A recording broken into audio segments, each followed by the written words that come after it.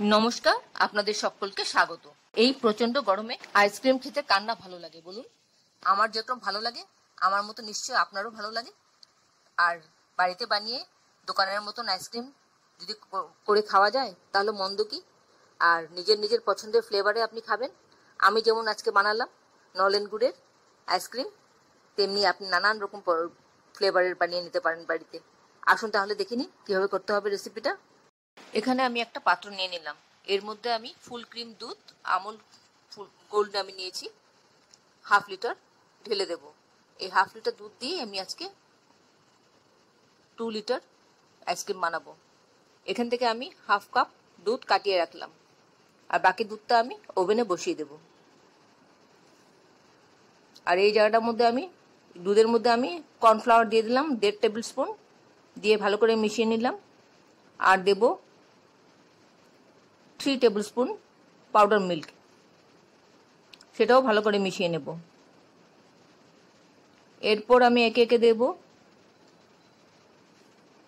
GMC powder 1.5 tablespoon, CMS powder 1/8 teaspoon, 8 ভাগের 1 ভাগ teaspoon দিয়ে ভালো করে মিশিয়ে নিতে হবে। জিএমসি পাউডারের কাজ হলো এটাকে ভলিউম বাড়ানো, আর সিএমসি পাউডারের কাজ হলো তাকে গলতে না দেওয়া, সহজে গলে যেন না যায়। এখানে গুড় রয়েছে, নলেন গুড় 1 কাপ আমি রেখে দিলাম, এটা আমি পরে মেশাবো। আর দুধটা যখন উতলান আসবে তখন আমি এই মিশ্রণটা এর মধ্যে ঢেলে আস্তে আস্তে ভালো করে মিশিয়ে নেব, যেন কোনো রকম লাম্পস না বসে। এইভাবে সমানে নেড়ে নেড়ে যতক্ষণ একটা উতলান আসবে ততক্ষণ নেড়ে যেতে হবে। খেয়াল রাখতে হবে বেশি ঘন হয়ে রাবড়ির মতন যেন হয়ে না যায়। এবার মিশ্রণটাকে নামিয়ে খানিকক্ষণ ঠান্ডা করে নিতে হবে। তারপর গুড়টা মেশাবো। দুধটা গরম গরম অবস্থা মেশালে হয়তো দুধটা কেটে যেতে পারে, তাই একটু ঠান্ডা করে মেশাতে হবে। তারপর আবার ভালো করে নেড়ে চেড়ে নেব। এইভাবে ভালো করে নেড়ে নেড়ে পুরোটা গুড় মিশিয়ে নিতে হবে। তারপর ঠান্ডা হলে আমি ফ্রিজারে 7-8 ঘন্টার জন্য জমতে দেব। 7-8 ঘন্টার পর আমি ফ্রিজ থেকে বার করে নিয়ে আসলাম।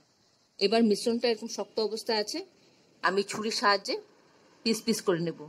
আমি যখন হ্যান্ড ব্লেন্ডারে ব্লেন্ড করব তখন কিন্তু এই শক্ত অবস্থায় ব্লেন্ড করতে হবে, কারণ এটা কিন্তু গলে গেলে ভালো আইসক্রিম তৈরি হবে না। তাই এরকম শক্ত অবস্থায় আমাকে ব্লেন্ড করতে হবে।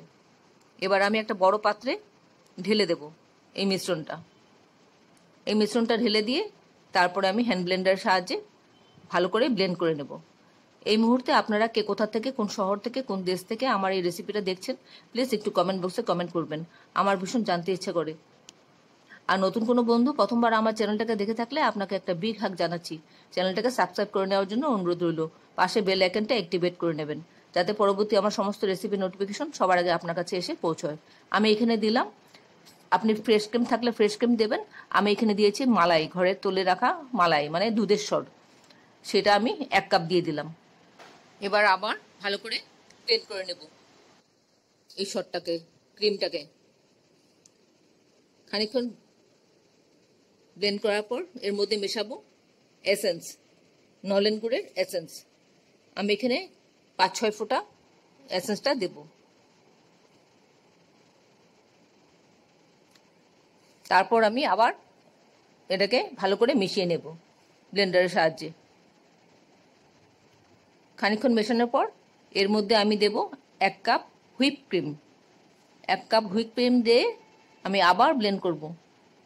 এবার ধীরে ধীরে খানিকক্ষণ সময় নিয়ে ব্লেন্ড করতে হবে।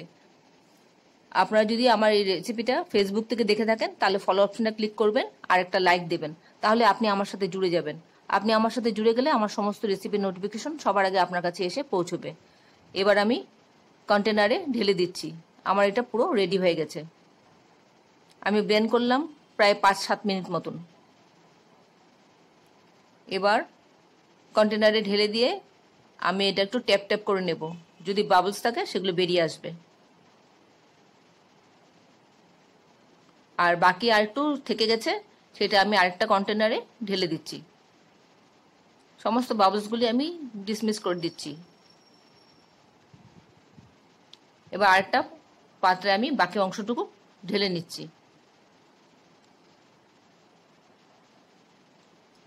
তারপরে আমি ফ্রিজারে রেখে দেবো 7 থেকে 8 ঘন্টা এটা জমে যাওয়ার জন্য। 7 থেকে 8 ঘন্টার পর আমি বার করে এনে আপনাদেরকে দেখাবো কি অবস্থায় আছে। এতক্ষণ ধৈর্য ধরে আমার এই রেসিপিটা দেখার জন্য আপনাদেরকে অসংখ্য অসংখ্য ধন্যবাদ। আপনারা সকলে ভালো থাকবেন, সুস্থ থাকবেন, ঈশ্বরের কাছে কামনা করি। 7 থেকে 8 ঘন্টা পর আইসক্রিমটা ফ্রিজার থেকে বার করে নিয়ে আসলাম। আইসক্রিমটা পুরো সেট হয়ে গেছে। এবার আমি স্কুপ করব, স্কুপ করে সার্ভ করব। আমি এখানে হাতা দিয়ে স্কুপ করছি। আমার এই হাতাটা দিয়ে খুব সুন্দর স্কুপ হয়, তাই আমি স্কুপ করছি হাতাটা দিয়ে স্কুপ করে আমি দুটো বাটিতে আমি দিয়ে দিচ্ছি, দিয়ে সার্ভ করব। আশা করি আপনাদের আমার এই রেসিপিটা ভালো লেগেছে। যদি ভালো লেগে থাকে তাহলে একটা লাইক দিবেন আর বন্ধুদের সাথে অনেক অনেক শেয়ার করবেন, যাতে অন্যরাও এভাবে করে খেতে পারে। আপনারা যারা এখন পর্যন্ত আমার চ্যানেলটাকে সাবস্ক্রাইব করেননি, ঝটপট সাবস্ক্রাইব করে নিন। আপনাদের আমাদের মাঝে পেলে আমাদের খুব ভালো লাগবে। আর এই ধরনের নতুন নতুন রেসিপি দেখতে আমার চ্যানেলটাকে সাবস্ক্রাইব করে নেবেন, পাশে বেল আইকনটা অ্যাক্টিভেট করে নেবেন, যাতে পরবর্তী আমার সমস্ত রেসিপির নোটিফিকেশন সবার আগে আপনার কাছে এসে পৌঁছয়।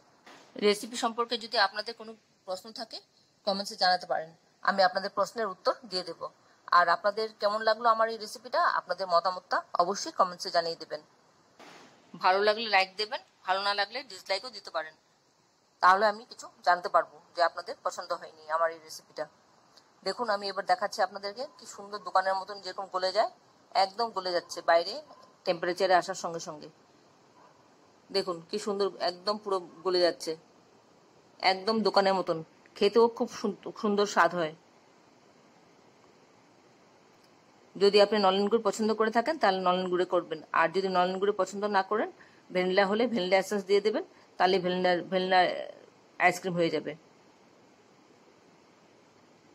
তাহলে ভিডিওটা আজকে এখানে শেষ করছি। আবার দেখা হবে আপনাদের সঙ্গে অন্য কোনো এক রেসিপিতে।